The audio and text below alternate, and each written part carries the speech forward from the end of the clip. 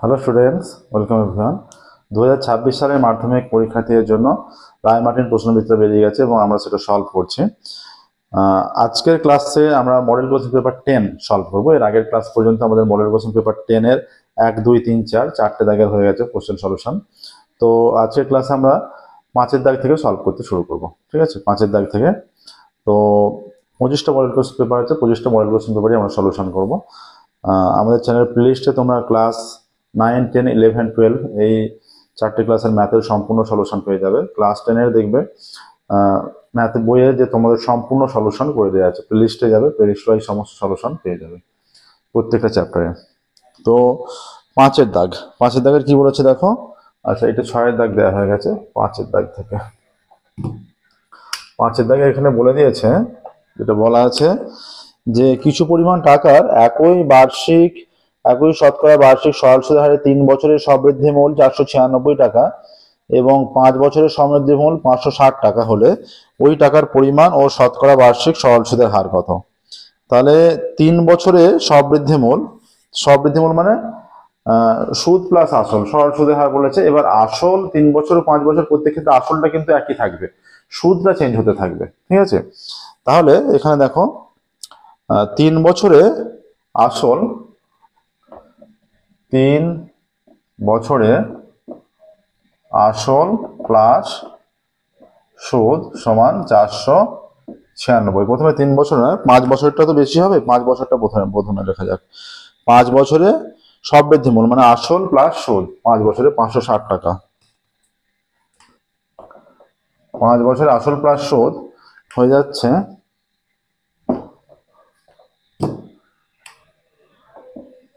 560 টাকা। 5 বছরে আসল প্লাস সুদ 560 টাকা। আচ্ছা, আর 3 বছরে আসল প্লাস সুদ 496 টাকা। 3 বছরে আসল প্লাস সুদ 496 টাকা। এটা মাইনাস করে দিলে মাইনাস মাইনাস মাইনাস, এই যে আসলটা কিন্তু একই, মাইনাস আসল তো 3 বছর হোক, 5 বছর হোক, 10 বছর হোক, যাই হোক আসলের পরিমাণটা একই। হ্যাঁ, তাহলে এটা 2 বছরে বিয়োগ করলে 2 বছরের সুদ কত? 2 বছরের সুদ ইজ ইকুয়াল টু বিয়োগ করলে 6 × 4 = 7 × 1 এটা হচ্ছে 164 টাকা হবে। 164 টাকা। তাহলে 2 বছরের সুদ এত হলে 1 বছরের সুদ কত? সুদ সমান 164/2, এত টাকা। আর এই যে 5 বছরে যদি চলে যাই, 5 বছরের সুদ কত? 164 × 5/2, 8 দুগুণে 16, 2, 82, এত টাকা। 5 দুগুণে 10 এর 0, হাতে 1, 50 40 আর 41। 5 দুগুণে 10 এর 0, হাতে 1, 50 40 আর 41। তাহলে 5 বছরের সুদ হয়ে যাচ্ছে, 5 বছরের সুদ 410 টাকা। 3 বছরের সুদ যদি 164 টাকা হয়, তাহলে 2 বছরের সুদ 164 টাকা, তাহলে 5 বছরের সুদ এত, আর 5 বছরের সুদ আসল এত। অতএব আসল সমান কত হবে? সুদ আসল থেকে সুদটা বিয়োগ করে দিই, তাহলে 560 মাইনাস 410, এত টাকা। তাহলে 0, 1 × 6 = 5, 6 হাতে 1, 4 × 5, 1 × 6 = 5, 6, 150 টাকা আসল হয়ে যাচ্ছে। 150 টাকা। ঠিক আছে, আসল আমরা পাচ্ছি 150 টাকা।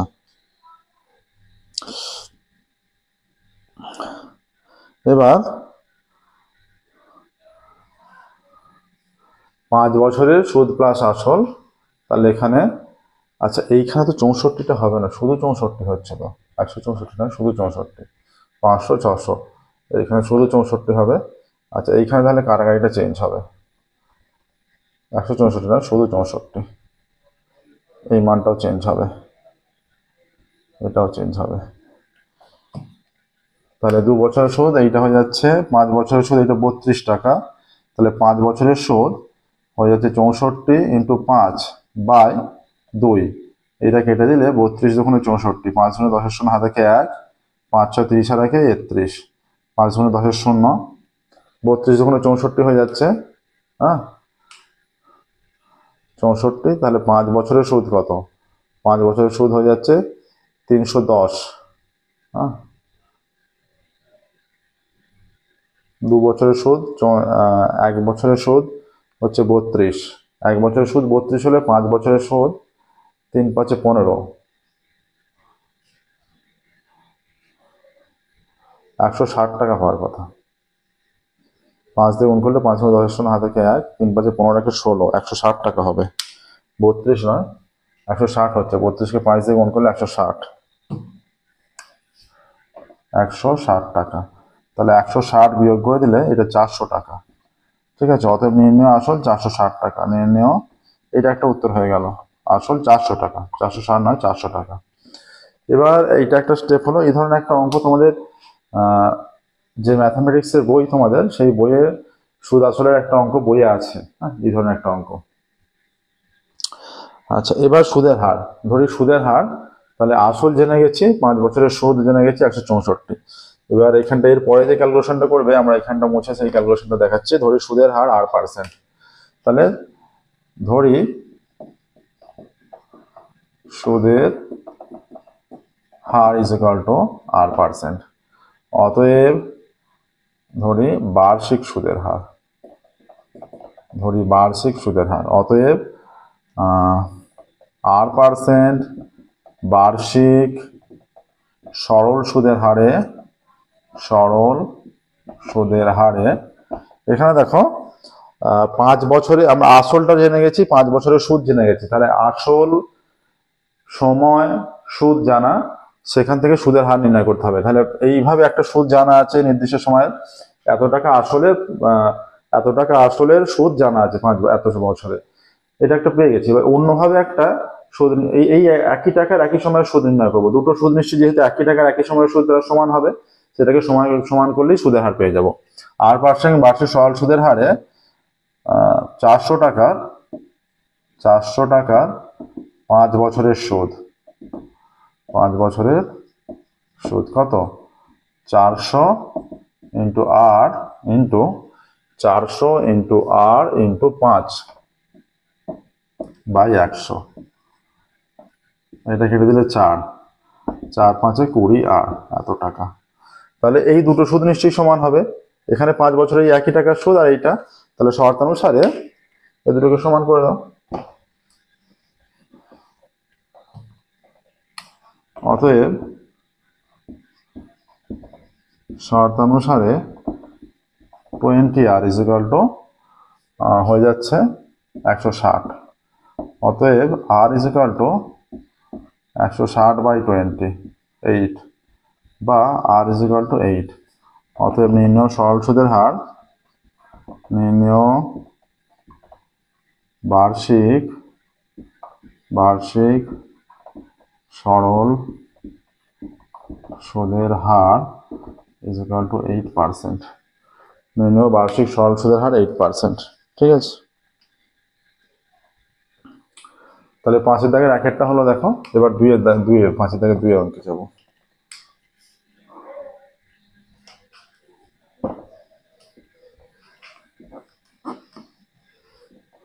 দুইয়ের বলছে বছরের প্রথমে এ ও বি এত টাকা দিয়ে যৌথভাবে ব্যবসা শুরু করেন। 5 মাস পর এ আরো 12,000 টাকা মূলধন দেন। বছরের শেষে এত টাকা লাভ হলে প্রত্যেকে লাভের অংশ নির্ণয় করো। আচ্ছা, বছরের প্রথমে এ ও বি এত টাকা দিয়ে ব্যবসা শুরু করেন। বছরের প্রথমে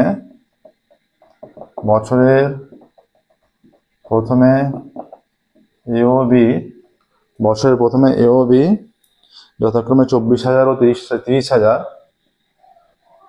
যথাক্রমে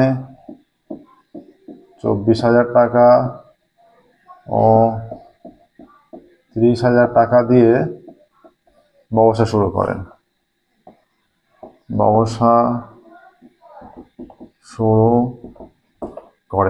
ঠিক আছে, বছরের প্রথমে এ ও বি যথাক্রমে 24,000 টাকা ও 30,000 টাকা দিয়ে ব্যবসা শুরু করেন। 5 মাস পর এ আরো 12,000 টাকা দেন, কিন্তু বি কোনো টাকা দেন না। 5 মাস পর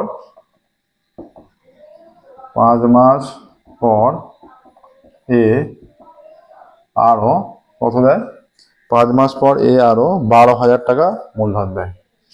এ আরো 12,000 টাকা ব্যবসায় মূলধন দেন। 5 মাস পর এ আরো 12,000 টাকা ব্যবসায় মূলধন দেন। অতএব এ এর 1 মাস হিসেবে মূলধন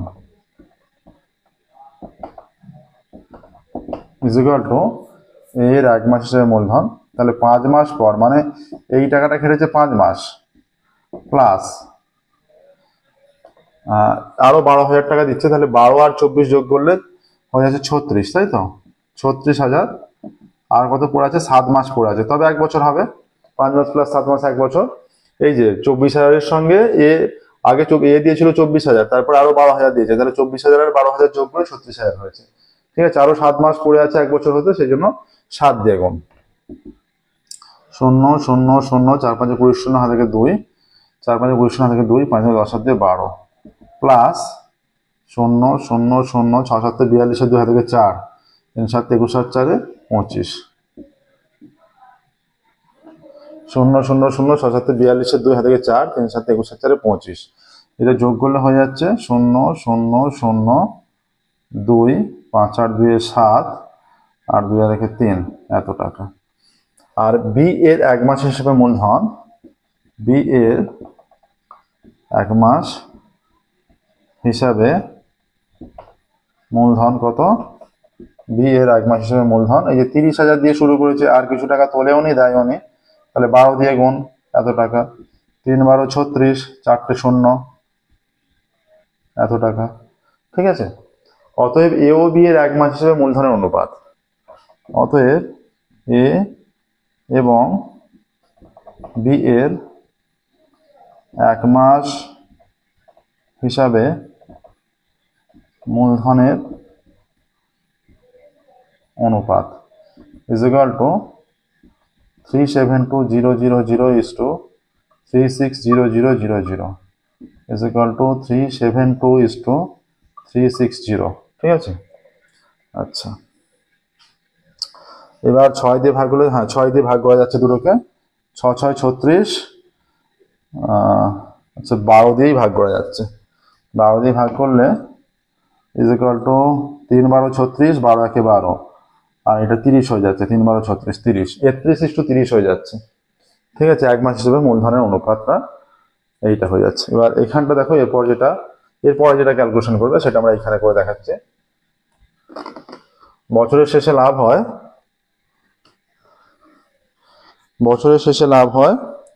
14,030 টাকা।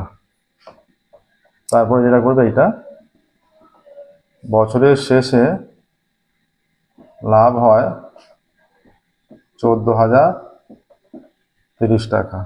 অতএব বছরের শেষে লাভ হয় 14,030 টাকা,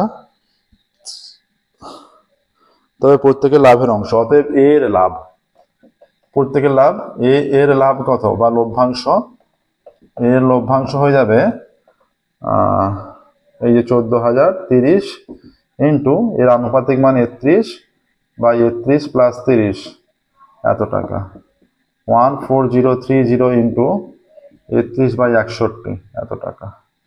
তাহলে এই যে 61 দিয়ে 14030 কে ভাগ করলে এটা 2 হয়ে যাচ্ছে, 122, 8 10 হাতে 1, 2 থেকে 3, 3 কে 4 1 4 3, 3 দিয়ে হলে 3 1 3, 3 6 18, তাহলে 23 মানে 230 হয়ে যাচ্ছে। একটা শূন্য আছে, 230, 230 কে 31 দিয়ে গুণ করলে 23 ইন্টু 31, 23 একে 23, 3 3 9, 3 2 6, 3 9 2 11 রেখা থেকে 1, 6 রেখে 7, 3 9 2 11 রেখা থেকে 1, 6 রেখে 7 ইজ ইকুয়াল টু 7,130 টাকা হয়ে যাচ্ছে। আর বি এর লভ্যাংশ, বি এর লভ্যাংশ ইজ ইকুয়াল টু, এটা যেহেতু দুজনের, আমরা এটা থেকে এই টোটাল লাভ থেকে এ এর লাভ বিয়োগ করে দিলেও হবে, বা ওই একইভাবে ক্যালকুলেশন করলেও হবে। টোটাল লাভ থেকে বি এর লাভ বিয়োগ করে দিলেও হবে, যেহেতু দুজনে। কিন্তু 3 জন হলে ওইভাবে বিয়োগ করলে আর হতো না, 3 জন হলে প্রত্যেকের ক্ষেত্রে ক্যালকুলেশন করে করে দেখাতে হতো। তো আমরা এখানে ক্যালকুলেশন করে দেখাচ্ছি। এটা হয়ে যাচ্ছে 14,030 ইন্টু এটা 30, বি এর তো আনুপাতিক মান 30 যেহেতু, এটা 31 প্লাস 30, এত টাকা। 14,030 ইন্টু 30/61, এটা হয়ে যাচ্ছে 230, এটা 0 0 3 3 9 3 2 6, এত টাকা। ঠিক আছে, তাহলে এ ও বি এর লভ্যাংশ যথাক্রমে, অতএব এ ও বি এর লভ্যাংশ যথাক্রমে 7130 টাকা এবং 6900 টাকা। এ ও বি এর লভ্যাংশ যথাক্রমে 7130 টাকা এবং 6900 টাকা।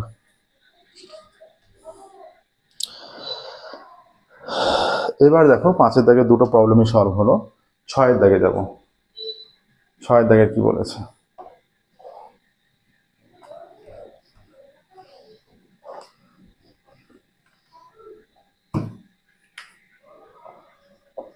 ছয়ের দাগের একটা 6-এর দাগের একের সমাধান করতে দিয়েছে। 1/x - 3 মাইনাস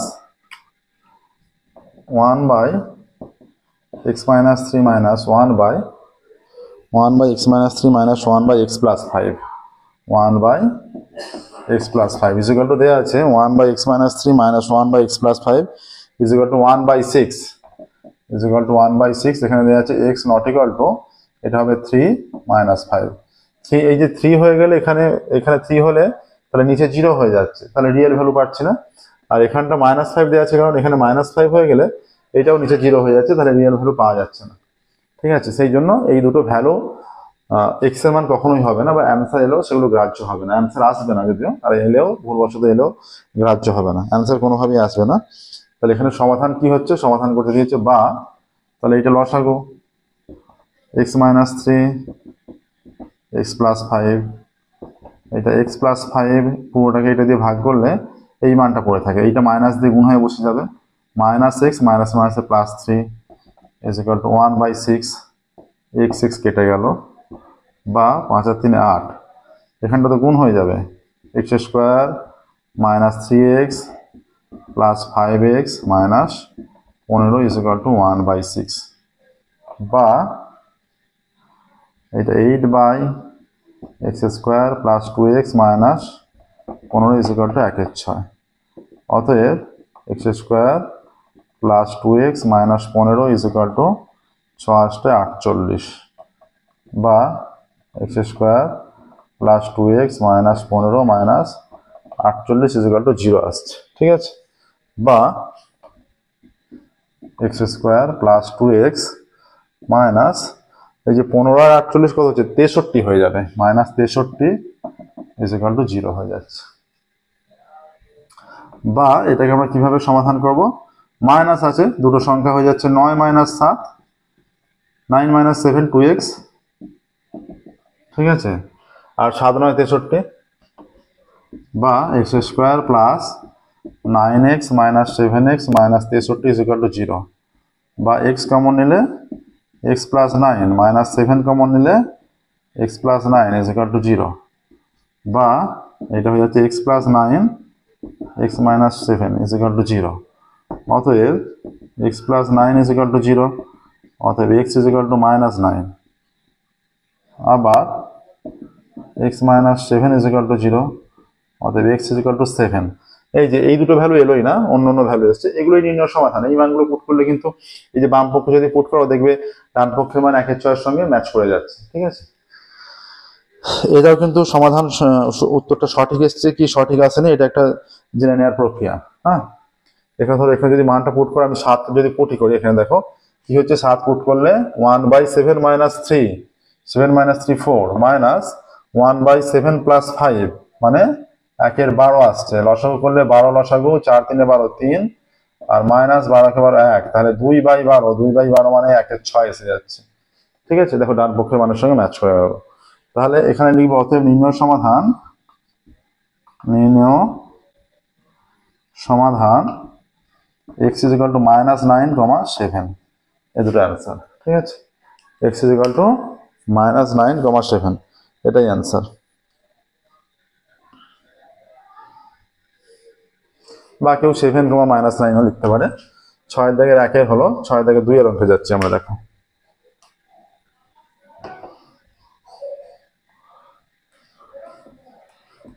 এগুলো একচল বিশিষ্ট দ্বিঘাত সমীকরণের অঙ্ক, ঠিক আছে, একচল বিশিষ্ট দ্বিঘাত সমীকরণের অঙ্ক। নেক্সট দেখো, দুটি স্থানের মধ্যে দূরত্ব 200 কিমি। এক স্থান থেকে অপর স্থানে মোটর গাড়িতে যেতে যে সময় লাগে জিপ গাড়িতে যেতে তার চেয়ে 2 ঘন্টা কম সময় লাগে। মোটর গাড়ি অপেক্ষা জিপ গাড়ির গতিবেগ 5 কিমি বেশি হলে মোটর গাড়ির গতিবেগ নির্ণয় করো। তাহলে আমরা মোটর গাড়ির গতিবেগ ধরে নিচ্ছি, যেটা নির্ণয় করতে হবে, ঠিক আছে। ধরি মোটর গাড়ির গতিবেগ, ধরি মোটর গাড়ির গতিবেগ x কিমি পার ঘন্টা। অতএব জিপ গাড়ির গতিবেগ x প্লাস 5 কিমি পার ঘন্টা। মোটর গাড়ির গতিবেগ x কিমি পার ঘন্টা, মোটর গাড়ি অপেক্ষা জিপ গাড়ির গতিবেগ বেশি বলেছে, তাহলে জিপ গাড়িতে গেলে নিশ্চয়ই কম সময় লাগবে। হ্যাঁ, তাহলে দুটো স্থানের মধ্যে দূরত্ব যেহেতু 200 কিমি, 200 কিমি যেতে কার কত কম সময় লাগে আমরা বের করব। এবার জিপ গাড়িতে যেতে বলছে, মোটর গাড়িতে যেতে সময় লাগে, জিপ গাড়িতে যেতে যাচ্ছে 2 ঘন্টা কম সময় লাগে। দুটো গাড়িতে যেতে যে সময় লাগে তাদের বিয়োগ করে আমরা বেশিটা থেকে কমটা বিয়োগ করে ইজগুলো 2 হবে, ঘন্টাতে বেরোবে দুটোই। আচ্ছা, মোটর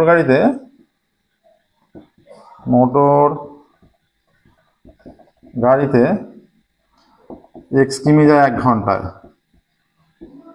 x কিমি যায় 1 ঘন্টায়, 1 কিমি যায় 1/x ঘন্টায়, আর 200 কিমি যায় 200/x ঘন্টায়, ঠিক আছে। আবার জিপ গাড়িতে, এটা ঘন্টায়, জিপ গাড়িতে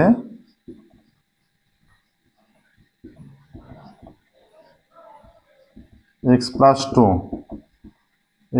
2 কিমি যায় 1 ঘন্টায়, 1 কিমি যায় 1/x প্লাস 2 ঘন্টায়, এবং 200 কিমি যায় 200/x প্লাস 2 ঘন্টায়, ঠিক আছে। তাহলে এইটা কম দিয়ে, এই যে কার গতিবেগ বেশি, মোটর গাড়ি অপেক্ষা জিপ গাড়ির গতিবেগ বেশি, জিপ গাড়ির গতিবেগ বেশি। তাহলে একটা সংখ্যা ধরো, এই যে 20-কে 4 দিয়ে ভাগ করে যা আছে, 5 দিয়ে ভাগ করে কি আসছে, 4 দিয়ে ভাগ করলে 5 আসছে। হ্যাঁ, 4টা কম দিয়ে ভাগ করলে বেশি আসছে। তাহলে এই যে এইটা কম দিয়ে ভাগ করা হচ্ছে, এইটা যেতে মোটর গাড়িতে যেতে বেশি সময় লাগছে, তাহলে এইটা বড়, বেশি সময় লাগছে, তাহলে শর্ত অনুসারে। আর মোটর গাড়িতে যেতে বেশি সময় লাগছে বলেই দিয়েছে, জিপ গাড়িতে যেতে তাতে 2 ঘন্টা কম সময় লাগছে, তাহলে এত ঘন্টা 2 ঘন্টা। অতএব শর্ত অনুসারে এইটা বেশি সময়, অতএব 200/x minus 200/x plus 2 is equal two 200/x minus 200/x plus 2 is equal two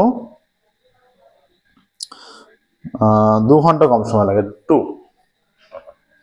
2 হয়ে যাচ্ছে, ঠিক আছে। বা এইখানে x into x plus 2 is equal two, তাহলে এইটা পুরোটা এই দুটো 200-র সঙ্গে গুণ হয়ে যাবে, 200x প্লাস 200 ইন্টু 2 400 মাইনাস এইটা আবারও 200x হয়ে যাবে is equal two 2 200x plus মাইনাসে কেটে গেল, ঠিক আছে। এখানটা কি হচ্ছে দেখো, বাকি ক্যালকুলেশনটা যদি এদিকে করি, বা 400/x square plus 2x is equal two 2, বা 2x স্কোয়ার প্লাস 2 দুগুণে 4x ইজ ইকুয়াল টু 400, বা এবার যদি আমরা 2 দিয়ে উভয় দিকে ভাগ করি, x square plus 2x is equal two 200, বা x square plus 2x minus 200 is equal two 0, ঠিক আছে। আচ্ছা, দুটো সংখ্যা নিতে হবে, ভাবো দুটো সংখ্যা যাদের বিয়োগ ফলটা 2 আর গুণ ফলটা 200।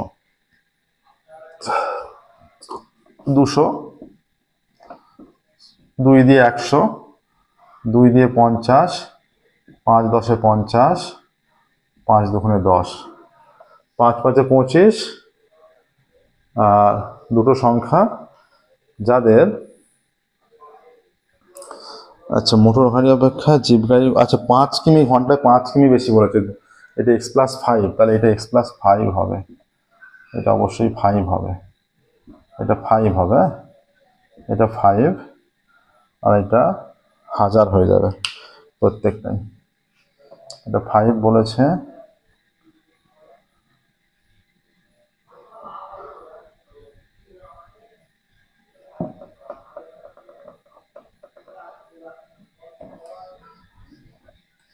পাঁচ কিমি বেশি বলেছে, তাহলে এইটা x+5, এটা x ইন্টু x+5, এটা 200x প্লাস 5 করি 1000, ঠিক আছে।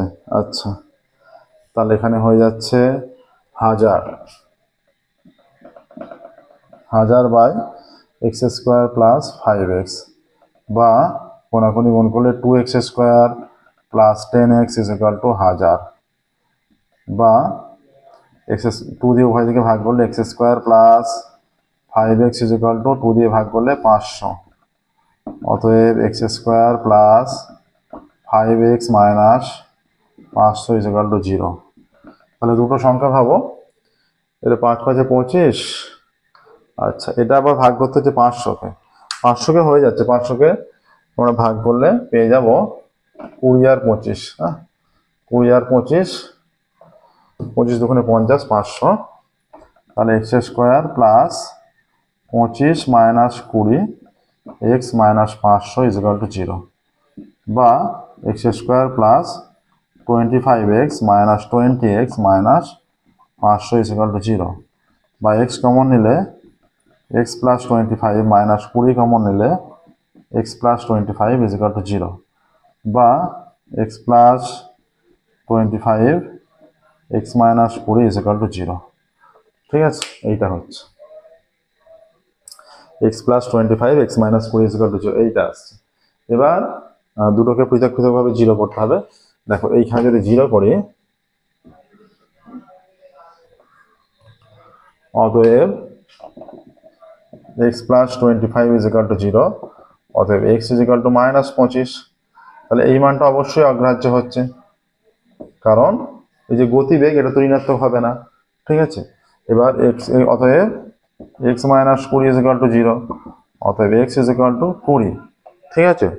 আচ্ছা, এখানে কি চেয়েছে, আমরা কি ধরেছিলাম, মোটর গাড়ির গতিবেগ নির্ণয় করেছি, মোটর গাড়ির গতিবেগ নির্ণয় করো বলেছে। মোটর গাড়ির গতিবেগ আমরা x কিমি/ঘন্টা ধরেছিলাম, সেজন্য জিপ গাড়ির গতিবেগ x+5 লিখেছিলাম। অতএব নির্ণয় মোটর গাড়ির গতিবেগ হয়ে যাচ্ছে 20 কিমি/ঘন্টা, ঠিক আছে। নির্ণয় মোটর গাড়ির গতিবেগ, অতএব উত্তর লিখবে মোটর গাড়ির গতিবেগ, মোটর গাড়ির গতিবেগ 20 কিমি/ঘন্টা, মোটর গাড়ির গতিবেগ 20 কিমি/ঘন্টা, এটা আসছে, ঠিক আছে। দেখো কমপ্লিট হয়ে গেছে। মডেল কোশ্চেন পেপার 10 এর 5 দাগ এবং 6 দাগ, এই দুটো দাগের কোশ্চেনের সলিউশন কমপ্লিট হলো, ঠিক আছে। আজকের মতো আমরা ক্লাস এখানেই স্টপ করবো, ফিরে পরবর্তী ক্লাসে এবং 7 দাগ থেকে প্রবলেম সলভ করা শুরু করব, ঠিক আছে। আজকের মতো এখানেই স্টপ করছি। Thank you very much everyone.